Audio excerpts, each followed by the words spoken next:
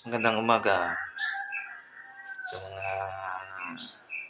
followers natin and kapwa vloggers yan.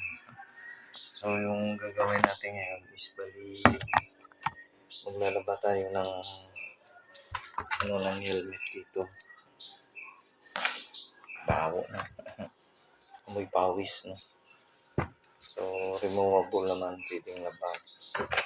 Ito. 3 piraso. So ito yung gagawin natin.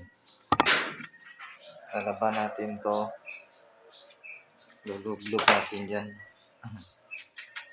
Lulublob natin dyan. Tapos isasabunan mamaya. Sabunan natin kasi ito tuyo na.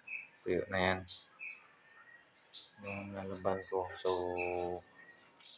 ito yung gagamitin ko ngayon. Helmet. Ayan. Ayos. Ito na yung gagawin natin ngayon.